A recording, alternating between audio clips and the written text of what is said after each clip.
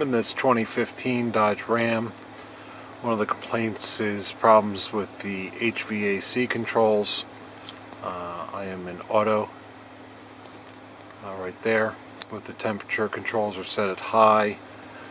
The sink is lit, which means they should both operate off the same thing, and the complaint is that you can only get high or low, nothing in between. So it's at high right now, and if I press the low button to reduce the temperature, you can see that it's lighting up but nothing is happening.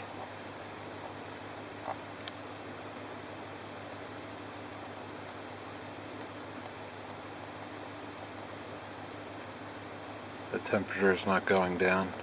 Up, and then just jump to low.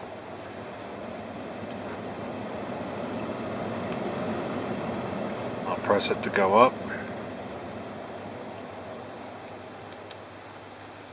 and it jumps to high.